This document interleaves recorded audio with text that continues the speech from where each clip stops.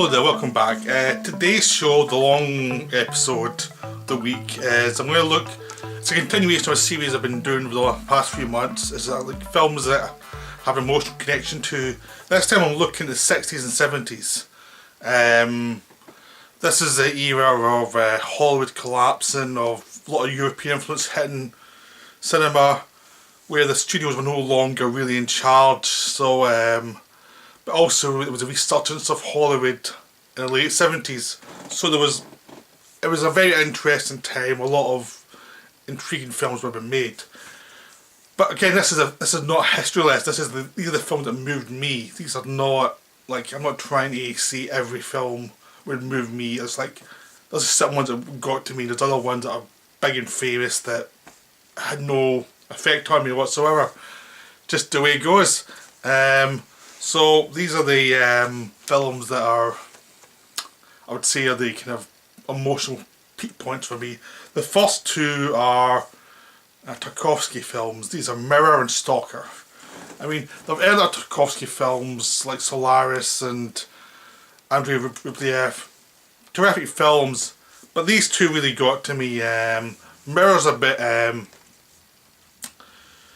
Tarkovsky's mother, really, and it's about its history, and it's a very visual movie about the emotions of history, how it affects you, but it's not in a very sentimental way. It's not trying to tug your heartstrings. It's just about the way you process the past, how the past seeps into your being without it being like a reductive ABC thing. It's much more like it affects you in ways you don't expect. It affects you in interesting ways that's not obvious to anyone who knows about your past. It might affect you in ways that are predictable, because it affects you in ways that aren't predictable. It's like, it's complicated. It's your relationship with people from your past is complicated. It's more multi-layered than a traditional Hollywood movie would have it. It's like there's something there that's very hard to fathom, and that's what the film's about. And it's all about, and it does that through moving through shots slowly, the interactions and memories, and everything's done visually. I mean, the film takes its time. It's quite Tarkovsky, is visually stunning, of course, but the camera moves slowly, and you've got a chance to interpret what's going on in your own way. So even though you're watching it, you're watching what he's telling you, but you can interpret what he's telling you your own way. It's not like he's not trying to tell you how you feel. He's just telling you about his past, and you can feel about it the way you feel about it. I saw this in the cinema in the Glasgow Film Theatre, and it was a terrific experience. It really is worth seeing on the big screen. It's not a film that it's a film I have to rewatch to get in depth about, but it's a film that's stuck in my head since I've seen it. It's really wonderful, and it's a beautiful film to see. If you have a chance to see it in Blu-ray, get it. Again, if you have a chance to see it in the big screen, if there's a reissue or something, try and see it. It's really wonderful. It's best seen in the big screen. I'm really happy I saw this first in the big screen, because it really is. In a small screen, there's less. It's an impact, but it's not quite as. You can't quite compete with the big screen experience. The same with Stalker. Stalker's like one of my favourite films. Stalker's just a stunner. It's a sci-fi movie, but it's not an obvious sci-fi movie. I mean, it's like the idea is there's an area in Russia that's been cut off from the rest of the world. No one's allowed in. No one's sure what's in the area, but it seems like reality has broken down. That's the way it's been described to people. But it's not big CGI special effects type of thing, because there wasn't no CGI at that time. Plus, Tarkovsky is not a kind of director who does show off his stuff. So everything's done with using nature, using man-made materials, and what we interpret as things being off. So the idea is the stalker takes people into the zone to get to a room, and the room you go into will make your most heartfelt desire come true. And the stalker has to take these academics. There's two academics. There's a professor and a philosopher and a writer basically, and an academic. Sorry about that, my brain just went rah. Okay, so the stock grants take in two people into the zone. They're very interested in the zone and experiencing and getting to this room. But as they go through the experience, after they go through the zone, which is just feels like a field, a very big field, but it becomes more and more mysterious as they go through it, but not in obvious ways. It's just using filmmaking craft to suggest something's a bit off. That there's just something wrong, but there's nothing you can place your finger on. It's just the way the film was shot and the way the actors react. There's just something off about it. It's a wonderful experience to watch it. I mean, I saw this in the cinema, an experience of the camera moving slowly and people moving in and out shot, and Tarkovsky takes his time with this film, and it's just beautiful. I mean, the first section is in sepia, and then we go to colour once we get into the zone. So it's almost like going from the dull life to an enhanced life. That gives you the impression of what this means to the people involved and how the emotions are affected. But again, like Mirror, you have to interpret it on your own. He's not trying to tell you how you're meant to interpret it. It's your interpretation of the imagery of the people involved and what does the room mean. What does the room actually have in store for the characters is up to your interpretation. And that's wonderful about the film is it feels very mythic. It's science fiction, but it feels very mythic at the same time without being tied to any specific old myth. But it feels like an odyssey, but it's an odyssey across the field. It's just wonderfully multi-layered, and there's just something weird and wonderful going on in it. And it's one of those films I'll try and watch every few years because it's so wonderful. It's just so well done. And it's not a film with deep characters. The characters are on the surface and then you have to interpret them in your own way. And they're not differentiated that much from each other. They're different, but they're not like radically different in a fake way the way Hollywood do. They're both this intellectual class who are above everything really, and you think they know everything and they're a bit jaded, and then they've experienced something that actually requires real emotion that really affects them. So it's a wonderful film. Again, try and see it in a big screen. It's just stunning.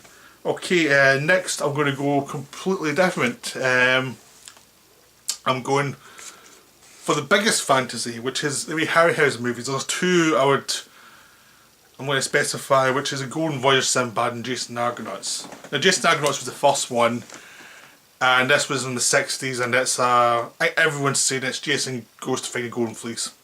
That's it. That's the story. Some gods want to help him, some gods want to stop him. There's a lot of betting the gods about how he's going to succeed. He has to go through lots of adventures and have his friends go through lots of adventures with him as they go through the journey to get the golden fleece. It's just wonderful when there's great sequences with there's Hercules is in it as well. There's a sequence where the big statue turns and starts fighting the soldiers. There's sequences on the sea. There's of course the famous bit where they get the skeletons, big skeleton, they like platoon of skeletons, they're fighting them. It's just wonderful. It's what you'd heart desire as a child given to you in cinema. It's like, I remember I seen it as a kid and it just blew me away completely. These two films, Jason Argonauts and The Golden Voyage of Sinbad, they were like some of my obsessions as a child. They really affected me as a kid. And even watch them now as a grown up, you still really get the joy from them because they're so wonderful, they're so beautifully made. The way Harryhausen affects them with such character to them. What's really good about Golden Voyage of Sinbad, I mean, Jason Argonauts it's probably the best film through and through. It's probably the best story to it. But Jason Argonaut does not have Tom Baker. he's a villain in Golden Voyage of Sinbad, and he's having a whale of a time, just being cruel, being nasty. It's Tom Baker, and now he's getting to be a villain. This was before he was Doctor Who, but he's that voice and that like theatrical skill he's got just makes it wonderful just to watch them and see them within this landscape. It's just amazing. And John Philip Law as Sinbad. He's the best Sinbad of the lot as well. He's the most personality of the Sinbad. But compared to Tom Baker, he's nothing. You know, Tom Baker's is the thing that's really helps kind of move this song, because there's always a threat. And there's some great sequences throughout. There's some just great monsters. But the best is the final monster, where there's a multi-armed fight with Sinbad versus the creature with multi-arms. It's just amazing. So these two films are wonderful. They're just stunningly good. I would highly recommend them. And yeah, they're just a simplistic children's film, but that's as important in our life as high art like Tarkovsky. It's just on a different level, and you have to embrace it on a different level and not be too snobbish about it. They're still giving you something. There's still a function to them. It's just different from the high art. Okay, the next one is another example of pulp, which is Star Wars. I mean, it's the 70s. I was a Star Wars kid. Star Wars has gone on and on and on since then, but I think we grew up in the 70s and 80s. The original three are the kind of the main ones, and they have an emotional resonance to you. You had to wait 3 years between each one. So I remember having to wait between the films, and so you didn't really know who Darth Vader was in the first one. He was just a big scary villain. The second one became even more scary, but it was always intimidating. You identified with Luke. Han was a cool guy, and it was very emotional watching as a kid. And this amazing world spread out in front of you, and that amazing first shot when the Star Destroyer flies over the planet. Everything there is wonderful. I think it's actually underappreciated now because of all the massive series that's followed it, and people either like or dislike the follow-ups beyond Empire Strikes Back. I mean, I have problems with Return of the Jedi, but I still love it even though I have problems with it. I'm not too worried about the prequels are fine with me. They've got problems, but it's the sad thing is I've still got the emotional attachment to Star Wars, Empire Strikes Back. That first trilogy is still the one where my emotional attachment is, because I'd go for the first one because that's the first one you see. It's a one that really delivers. So Star Wars always has to be on the list, even though it's pretty lowbrow compared to some of the other ones, but it's still an important movie to me and to a lot of people in the 70s. Okay, next we have we're going through a few of the movie brats here. We've got Coppola's Godfather 2. Now there's lots of other good Coppola films in that era. I mean, Godfather, Conversation, Apocalypse Now. But Godfather 2 for me is the big one. It's the one that's the most emotional. It's the darkest one. It's about the destruction of the soul via being a gangster. It's about how Michael Corleone destroys himself by cutting himself off from his family. And there's also the flashback to De Niro as a young Don Corleone coming from Sicily into America and slowly his rise to power. So you get the rise on one end and then the fall of the son, intercut with the rise of the father. It's a wonderful film. It's so well paced, it's so slow, but you're getting to the points all the time. You always feel there's purpose to everything that's going on. It's always moving forward. All the characters are terrific, but they're underplayed. They don't overact. I mean, one of the big problems with the third Godfather movie is everyone's overacting. The second one, everyone's quiet, but because it's so quiet, you have to pay attention to everything, and it's like, and you try to work out, is this person smart or not, or of course everyone's been outwitted by Michael, who's been outwitted by life because he's destroyed himself by his actions. It's a wonderful look at how people destroy themselves even if they seem to be successful, and how like someone's soul can be corrupted, and how family can fall apart, and it's wonderful, especially at the end when he's caused his brother to be killed. When he finds out his brother accidentally betrayed him and he cannot forgive him and he ends up killing him. That is just so brutal, so horrific. It's one of the best endings to a 70s movie. And The Godfather 2 is just such a wonderful film. So it has to be on the list. So, okay, next one, something I've mentioned before, is Big Wednesday. It's probably, of this list, this is one of the least seen, really. It's probably the least famous one. I've mentioned it before in some other films before. John Miller's Big Wednesday. It's all about his time as a surfer. And the whole idea is it takes the surfer life, the idea of being a teenager, going to surf. That's your existence, that's your identity, that's your area of expertise. It's sort of like that, the whole metaphor of when you're young, you think you're a god, and then real life happens, you have to move on, and others become popular, and you've moved on with your life. So the whole movie's about growing up, and the whole movie's about these guys who were the kings of the beach for a while, and then they have to learn. Then life gets in the way. Like, one of them develops a drinking problem. One of them has to go to Vietnam, and another one just becomes this free-floating guy who has no roots. And tragedy strikes all of them. I mean, the alcoholic one finally, played by Jimmy Vincent, finally gets his life together and finally manages to put away the booze and become a grown-up. The guy goes to Vietnam, he goes through horrible experiences which you never see. It's just implied off screen and by the reactions. And then when he comes back home, his girlfriend's moved on with someone else, and the other guys just moved on. And you know, some people that were friends with have died in Vietnam, and it's just sad about how life goes on, about how people find their meaning within a life that's probably more compromised than they expected when they're younger. But at the end, the finale is the big Wednesday, the big wave is coming in, and it's a chance to prove themselves to themselves. Even though this is the last wave, this is the last hurrah, before they go back on with their lives and become nobodies again, it's still important to them. And that's what's wonderful about the film. It's about aging and aging out of fame and being recognised. You're trying to go towards a normal life.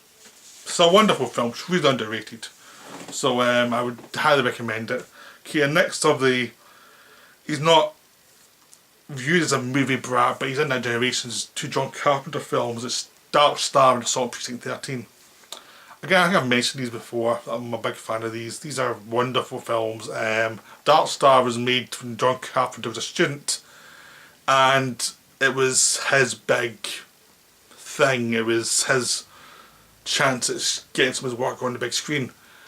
In some ways it's compromised because it started as a student film. He called it like the world's best student film and the world's cheapest looking mainstream release, because there's a big jump between a student film and a theatrical release. So what looks amazing in a student film looks bad in a theatrical release. But the cheapness is actually part of the charm. I mean, Red Dwarf is pretty much Darkstar. Red Dwarf took Darkstar and expanded to a TV show.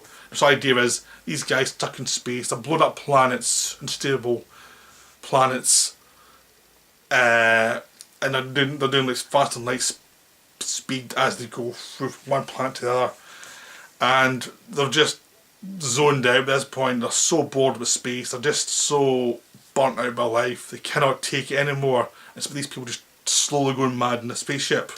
So the idea that the effects look cheap is part of the charm. It's got wonderful sequences. It's just a beautiful film. The end is tremendous. The end's, you know, almost as good as another film I'm going to talk about soon, but in a different way. It's really cheap, but there's a charm to it, and it's a really moving ending. And there's lots of wonderful intellectual ideas in it as well. It's just a wonderful film. It's just a highly recommended, smart, little sci-fi movie. Next up, it was Assault on Precinct 13, which is the complete opposite. It was a pared down, you know, suspense movie, action movie. A cop and some criminals are stuck in a police building. There's a gang of thugs who are out to destroy someone in the police station. They'll kill anybody who is in the building just to get to this guy. And the people inside are not going to let them get him. And the guy can't speak, but they're still, even the criminals are like, nah, we're not going to let this happen. You know, it's like, there's still some code of dignity to them. And the cops are great, the interaction is great, the suspense is great, the atmosphere is great. It made a low budget, and instead of using lots of firearms, it's just ping, ping, ping on the glass, and the glass is slowly smashed by these little ricochets and bullet holes and things. And it creates this tension throughout, and the way John Carpenter frames things always adds suspense. All the characters are terrifically sure of themselves, and they can give each other some verbal abuse sometimes for fun. But it's not never that serious. It's always teasing and testing each other to see if you're made of the right stuff, basically. And it's just a wonderful film. It's one of those films where you don't want to say that much about it. Just like go see it. It's really good. Just go and enjoy it. It's 90 minutes long, but it's wonderful. But see it in the Blu-ray and remastered, because it's so dark. You want it the best quality so you can see what's going on in some sequences. I originally saw it in pan and scanned, and it's not the way you see this film, but still wonderful even in that form. But when you see it in the widescreen and remastered, it looks beautiful. So those are two more. Then we've got Martin, George Meredith Martin. I mentioned this recently on my best vampires list. So into that then, I'm just mentioning it now briefly as it's a great film with religion. It's about madness. It's about the horrors of religion, horrors of belief within a system that's locked down, and how old superstition that's not properly checked, it's not been moved on with society, can cause problems and psychological problems with people, and how it makes this guy think he's a vampire. It's just wonderful. It's a wonderful film. It's just terrifically made. I mean, Romero's done some great stuff like in the zombie films, but this one's my favourite, really. Martin's just so good. So we're next going to go on to, sorry, I'm looking at the list, Days of Heaven. Days of Heaven is Terrence Malick's second film. Badlands is amazing, but it's not on my moving list, because I like Days of Heaven more. Days of Heaven is wonderful. It's not actually that long. You actually think it's longer than it is. It's quite a short film when you think about it. It's just it's so beautifully shot, and it's lots of voiceover, and it's not dreamlike. It's just this weird tone to it that's beautiful to watch. And it's about these lovers who are working through depression. They act as if they're brother and sister, even though they're not. And how one of them marries and falls in love with someone who runs one of the farms they work on, and all the tragedy that ensues because of the different human interactions. So basically Malick is watching this almost like he's watching it's part of nature. It's not like he's been very sympathetic towards it because it's human beings. He's seen it as part of nature. Like, the human beings are part of the nature of life and part of the way life goes on, just as much as the locusts that affect the land, just as much as the way the corn grows. It's wonderfully poetic. It's just beautifully made. It's a beautiful film. So I don't want to say much more beyond that because it's so well made and it's so beautiful, but it's like trying to explain it. I'd have to do a proper video on it. I'd have to rewatch and do a proper video on it. But it is one of the most moving films I've seen really ever. So it's just wonderful. Just try and see it. But again, I'm trying to encourage people this one to go and see Days of Heaven. So that's as far as I can really say about it before I spoil anything. Okay, next is the Bill Douglas trilogy. Bill Douglas is a Scottish filmmaker who did not make many films. He made this trilogy of films. He made the Comrades in the 80s.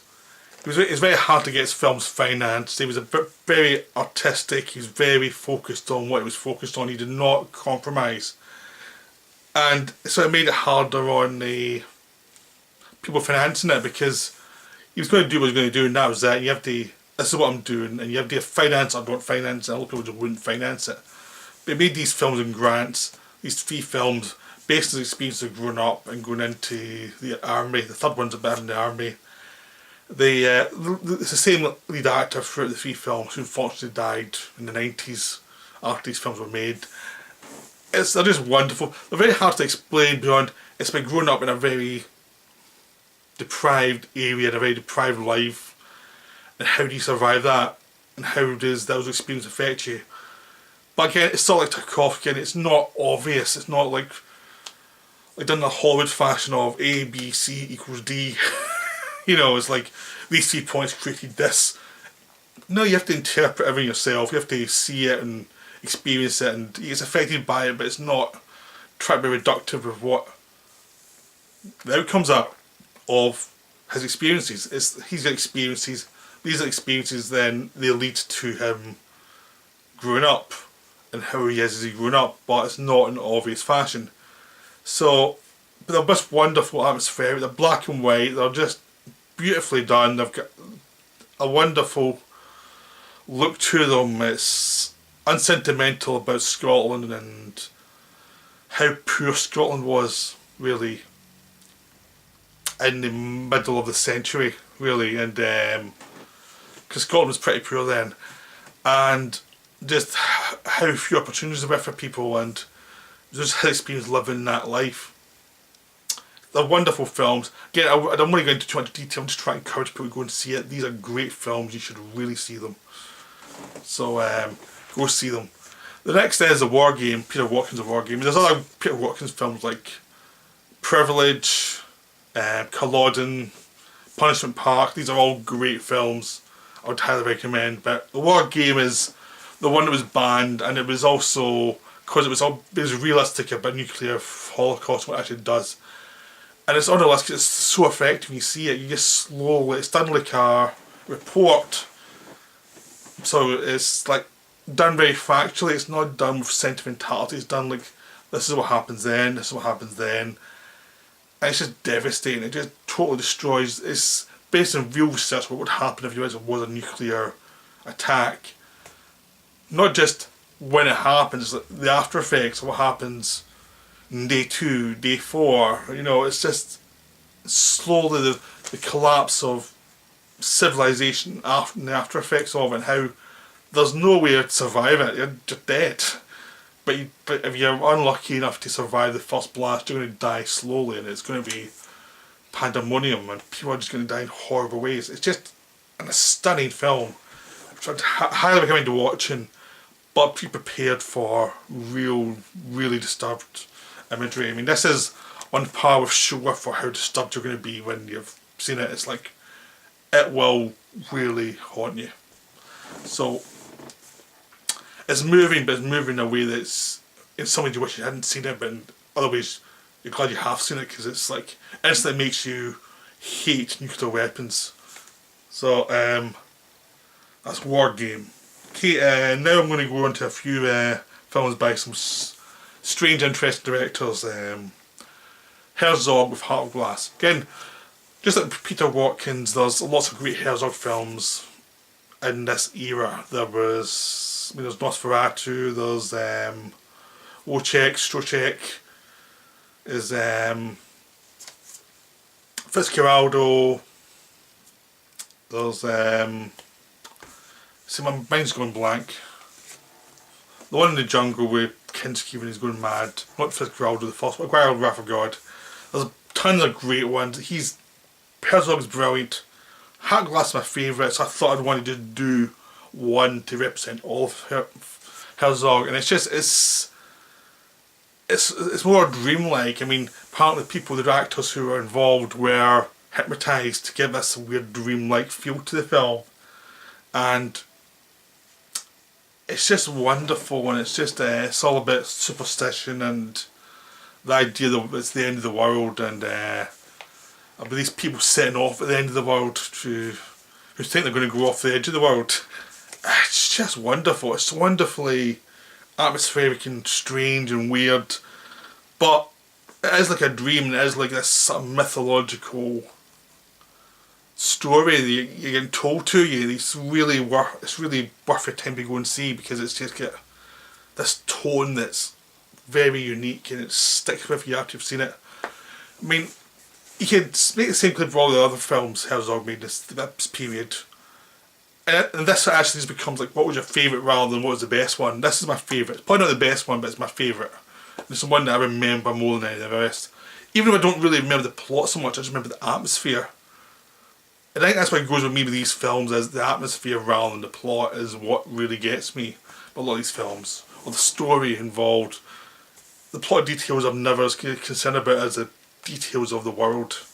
So that's one. And next is Soldier of Orange, Paul Verhoeven. Again, he made a lot of good films in the 70s before he went to America. But Soldier of Orange is really something. It's set in World War II, and it's about the Dutch resistance. And it's actually the early part of Dutch resistance before, because there's a cut-off point really where it doesn't go beyond. But it shows how horrible it is and how people get knocked off one after another by the Nazis during the occupation before they're finally freed by the Allies. And it just shows that if you collaborate with the Nazis, they're only going to get you back at the end. But a lot of it's set during the early period of the resistance, showing the different resistance fighters and the different paths people took, because it starts with these students before the war and they're all becoming buddies and all becoming pals a bit, and they go through the student pranks and student rituals, and then when the Holland's attacked, everyone has to take sides. One of them has a German heritage, so he ends up going to the Nazi side, and there's other ones who think this is rotten, like Rutger Hauer and Jerome Crabbe, and they become resistance fighters. And it shows the complexity of the whole thing, because none of them were, the German guy wasn't evil and the resistance guys were never pure. I mean, in some ways you liked the German guy more before the war started than you did the guys that became the resistance. It shows how complicated and murky the whole thing is, and how one after another people start to die and get compromised, and how brutal war actually is in people. It's not just it's an adventure. No, it destroys people. Even if they survive physically, mentally some of them won't survive. And it's just brutal how people die slowly but surely, through mistakes, through how people become collaborators, and how people can be the resistance and become German collaborators because they've been caught, so they have to try and survive. Now other people won't do that, and it's just a wonderful, brutal film. So it's one to see. It's really wonderful. Next is Chinatown. Chinatown is a obvious masterpiece. Roman Polanski. Again, there's lots of great Polanski films like Repulsion, Knife in the Water, Rosemary's Baby. Lots of good films. This is my favourite because the script is great. I mean, Robert Towne pretty much got a career off this one script. I mean, this and Last Detail were his best scripts. These are the great ones, and then he kind of lived off that after that, really. I mean, I can't say he's ever done a great script since then, since the early 70s. He got the reputation as a great writer, but it's like if you look at anything that he did after that, nothing really was the same class, because he needed people like Polanski to really push him, and he needed a good director to push him. And he had that in The Last Detail, especially in Chinatown, which is a great script. Jack Nicholson's amazing in it as the lead detective. Faye Dunaway's terrific in it. John Huston's amazing as a villain.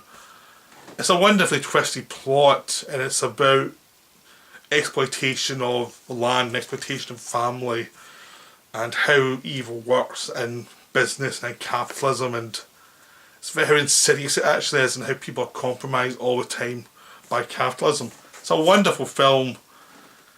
The good thing is the hero is kind of a loser, and he doesn't ever shy away from that, and the guy thinks he's a winner, the guy thinks he's on top of the world, but he's always a bit seedy compared to the rest of people, and it's a wonderful element to give Jack Nicholson to play it. So it's a wonderful film. I'd highly recommend it. Okay, next we're going to go with Richard Lester and Petulia. Petulia is George C. Scott is this guy who's trying to survive the 60s. He's getting divorced from his wife, and he gets involved with the kind of free love movement, and he falls in love with this woman called Petulia, played by Julie Christie. And it's kind of the idea of what does the older generation do to deal with the youth and the new youth movements come up, and how the youth movements are maybe not as idealised as they're trying to project. You know, the way that when the kids come up, they think when they're teenagers, their idea of the world is the way it's going to save the world, and they try and build them up ways to the centre of society that way. And a lot of adults who have lost their way try to join in, and it looks sad and pathetic, and how everything's kind of compromised, how like the younger generations, life's not as simplistic as they think, and how the older generation is looking for anything to hold on to try and revitalise themselves. So it's like clash two cultures. Instead of being like a war, it's like how does the compromise take? How does the life get affected by it? How complicated it is, and how strange the whole situation is. So it's a wonderful film. Again, I don't want to say much more beyond go see it. It's just wonderful. It's got a wonderful take, and George C. Scott's amazing. And he really looks depressed and out of touch, and it's really, you tell he really worked. He really knew this part he kind of got straight away. So it's wonderful. It's just a stunning film. Okay, next is my John Boorman film for this series. It's Point Blank. Again, there's lots of good Boorman films, like Deliverance, you know, things like that. Excalibur, which was one of my other videos. But in the 60s and 70s, Point Blank's the one I really love. It's Lee Marvin is so good in it. A guy trying to get his money back after he's betrayed, and you're never quite sure whether he's dead, and he's imagining the whole thing. The plot of revenge is just something that's going in his head. Like the violence won't leave him as he dies, or is it really happening? But as he tries to find his money, turns out money is no longer used. It's all like codes and banks and just, you know, everything's in the bank now. He's like, no one uses money anymore. Why do you want some money? So the whole idea of this older gangster style now get out of touch because people use credit cards and checks, and money itself has less resonance.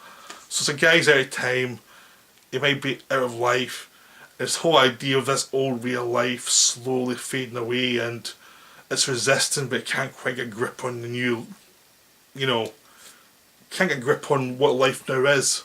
Sort of same as Petulia, again, it's fragmented and it's strange, and it's like an angry older generation just not working out what's going on with the newer generation.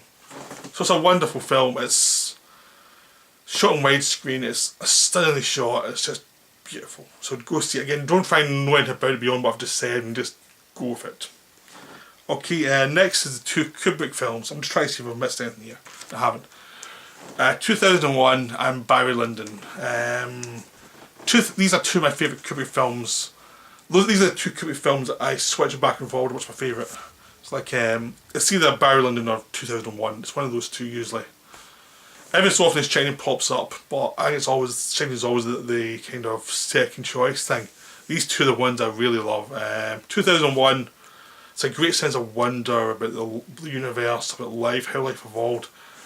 A lot of people get focused on either it's too slow, which is not. You just have to concentrate on the world and not get too caught up in the plot, or the plot is too obvious, which is because it takes the idea of aliens affect humanity and basically when humans were like monkeys, and change them, and then they're going to change them again. So it's almost either the plot's too simple or it's too vague. And it's really experience. It's really, it doesn't matter what caused us to go from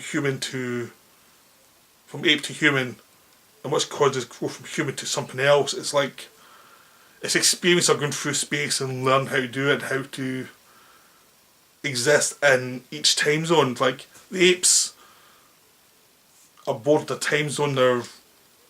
They've gone as far as they can, they need to push forward.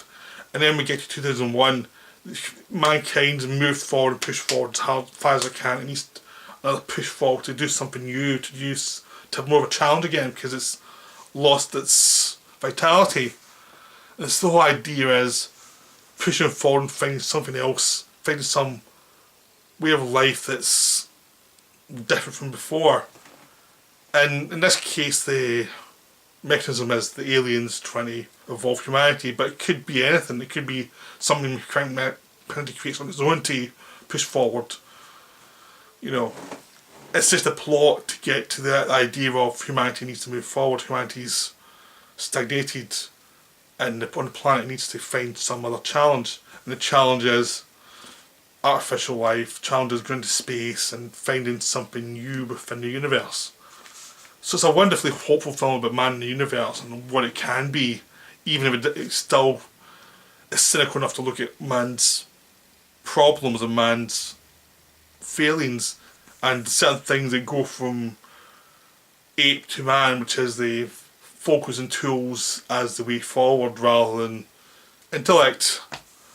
But it's more ambiguous towards the end of what's going to happen. It's like, it's very complicated. It doesn't try to spell anything out, you have to bring something to it. It's like, how's man going to move forward from this? Is it just going to be brutality or is it going to be something else? It's suggesting something else with the Star Child. But it's not been too specific. It's still, we've still got the genes of the ape and the Star Child, so it's complicated. So Kubrick's always complicated. And Barry Lyndon's is almost like looking at what is man, and what is man is, in this thing, it's the 17th century. Barry Lyndon's going from being a poor guy, and he ends up marrying well and becoming rich, and then he destroys it all because of his character and becomes poor again.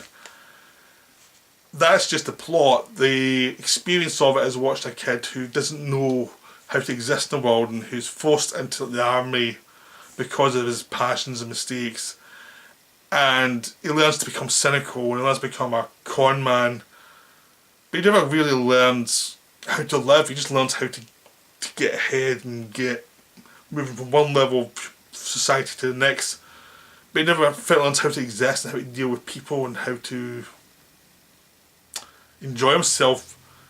He just like becomes defined by whatever society he's in and kind of reacts to it, and he's never really happy in any of them. He's just not quite, he can't really fit in where he was born because it's too small and provincial.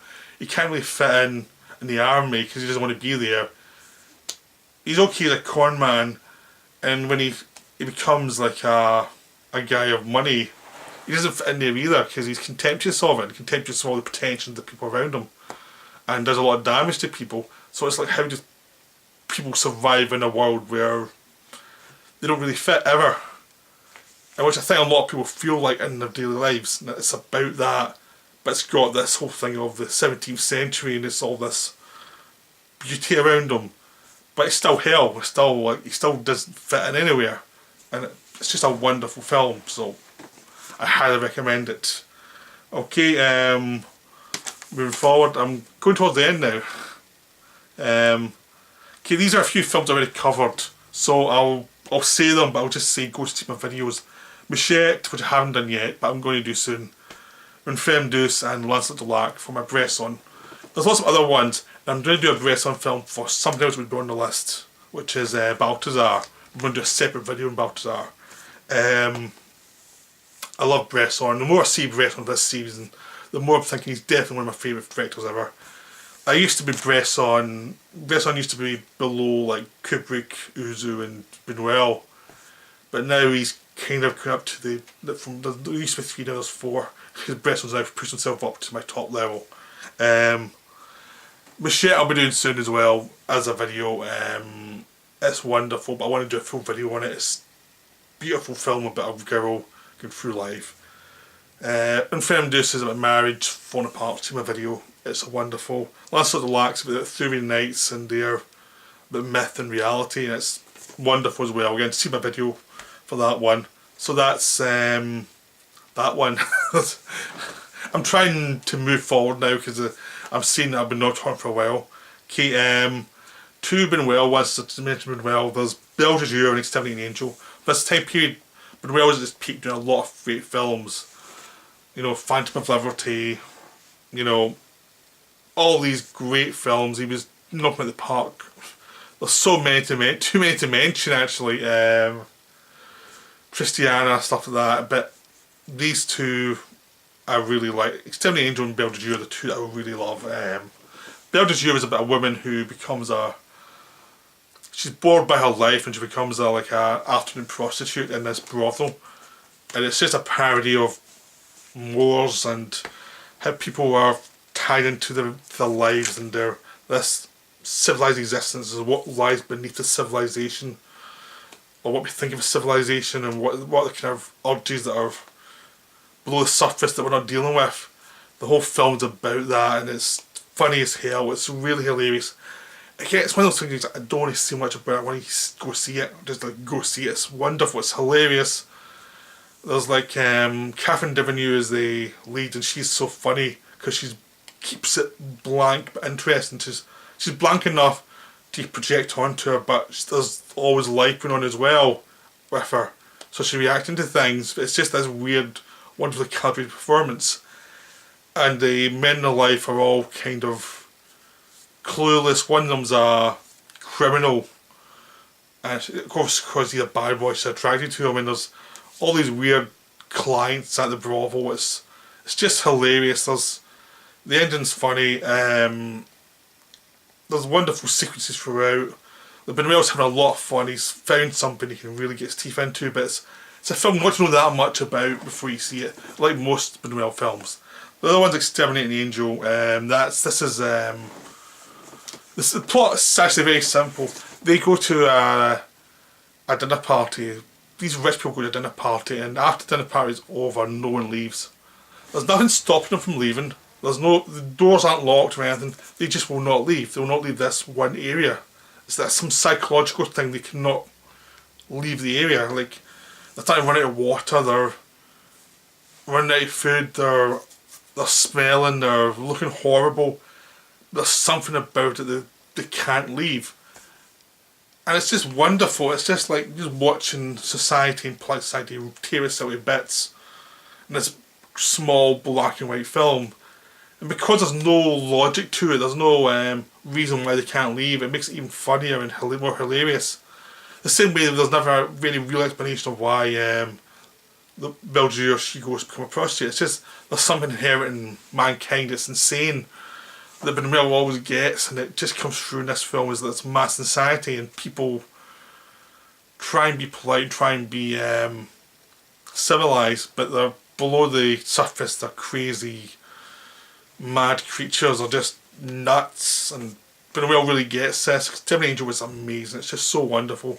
Go see it, you're going to laugh your head off at it. It's so funny. You'll never be able to take someone respectable seriously again after this film, because it just shows all the weirdness lying below the surface of them. Okay, well now we're going to a Peckinpah film.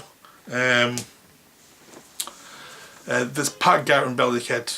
Of course there's obvious Peckinpah films like The Wild Bunch. But I like The Wild Bunch, but Pat Garrett's better. Pat Garrett is a wonderful film. It's really sad. It's all really about Pat Garrett. Billy the Kid's there, he's a catalyst, but it's Pat Garrett destroyed himself slowly.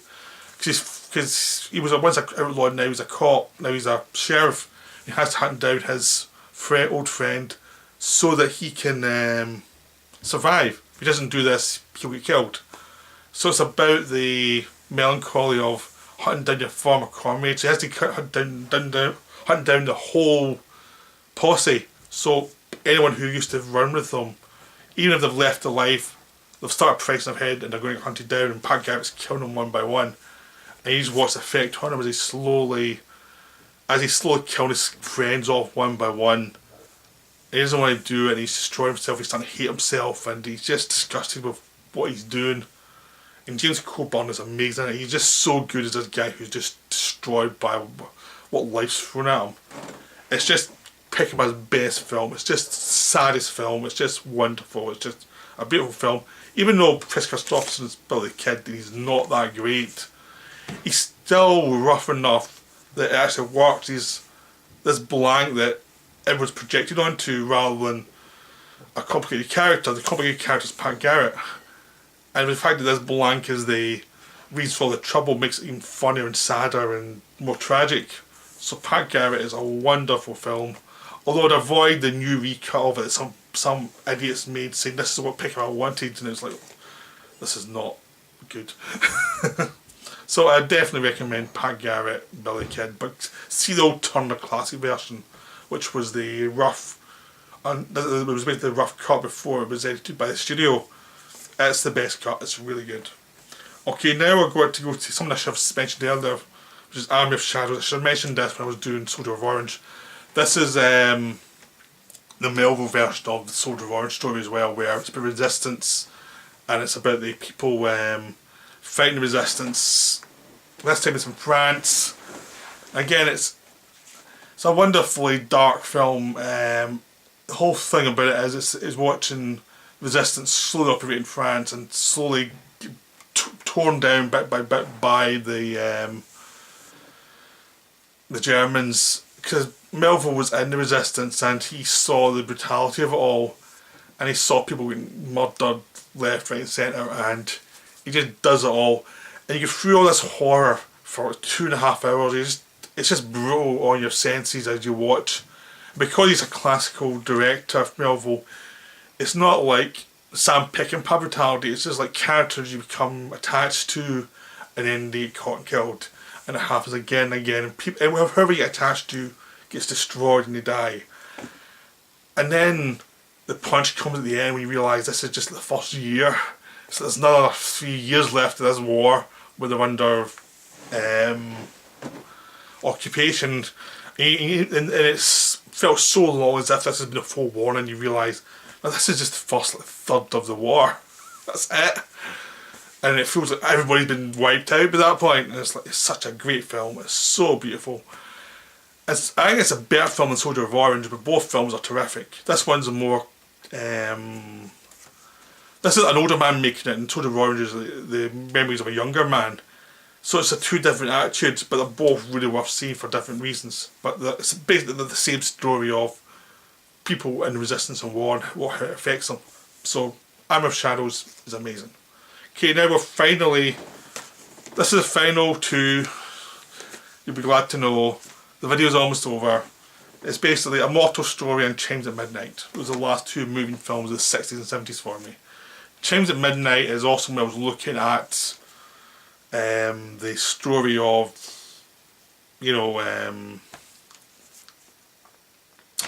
my mind's gone completely blank. It's about Henry V and Falstaff, and how Henry V leaves them from Falstaff's point of view. So he takes bits from different plays that features Falstaff and Henry V, and created this story of Falstaff and how he has been left behind by Henry V. So Henry V can become the king, and how that affects Falstaff. Because Falstaff's this drunkard, this bad influence on the young man who would be king, and how he's kind of destroyed by the fact that he's abandoned, and how Henry has to leave him behind to go on with adult life, and this guy's just destroyed by it. It's a wonderful film, great atmosphere, just wonderfully done by Wells. A real passion project. It's one of those films he made for years and had to go do other jobs just to pay for it, but it's just amazing. It's an amazing and wonderful film. So Mr. Bongo has a release in Britain of it just now. I definitely recommend trying and get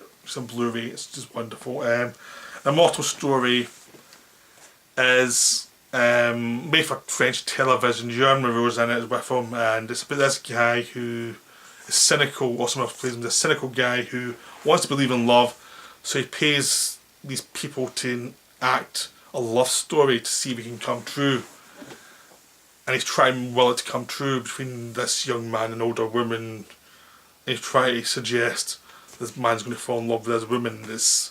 It's wonderful. I haven't seen it for years actually, but the memory of it's so good and so strong. Not the plot, the memory of the tone, the way the visuals are. It's just amazing. It's a beautiful film, one of Wells's best underrated films.